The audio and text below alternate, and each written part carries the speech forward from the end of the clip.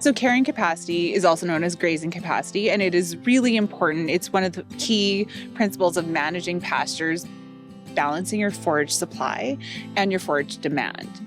It's all a function of time, so you can have certain animals out there for a specified period of time, or you can have half as many animals out there for twice as long. It really depends on how you're working things in your operation. But the biggest thing is making sure you identify how much forage is actually out there and what class of cattle you're going to be out there grazing. There's really 4 basic principles of grazing management, and they relate to tame grass management as well as native grass management. The first key principle is balancing that forage supply and demand. Next, you also want to really pay attention to making sure you're not grazing areas during sensitive time periods. If you return to the same pasture year after year at the same time of year, those plant species are going to shift. So you want to make sure you kind of mix and match that up a little bit and not affect that pasture at a sensitive time of year. You also want to manage your livestock distribution. So within reason, on native prairie, for example, you want areas of high impact and low impact grazing to maximize your wildlife habitat for different songbirds, for example. Perhaps on an intense grazing scenario on tame grass, you want to manage your livestock distribution through electric fencing or daily paddock moves, things like that. The fourth and really important part is you want to provide effective rest. So that relates to carrying capacity too. You can graze your grassland, but you have to build in a factor for rest during the growing season so that those plants can recover.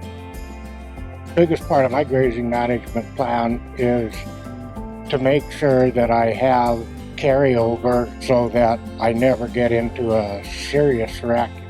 You can add consistency to your operation by having the leftovers built up over a period of good years. You can get through 1, sometimes 2 dry years without having to destock in a down market when everybody else is. The carrying capacity tool can really help producers develop that baseline or benchmark for that field for their farm. You can use method 1 of the calculator, which provides you with estimates based on your region, based on your precipitation, based on your pasture condition.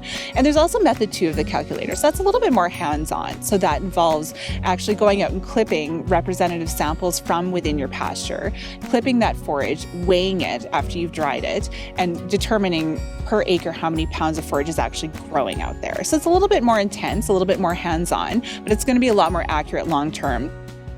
Range management, pasture management is an art. Remember that we can't fit Mother Nature into a box. It's still going to always benefit from some fine tuning, and Mother Nature kind of has the last word on that. So you have to remember that when you're looking at the tool as well. I'm not going to come out here with a pair of scissors and measure and dry and weigh, but I can punch it into the spreadsheet they have there, and I can fine tune how I want the management to turn out.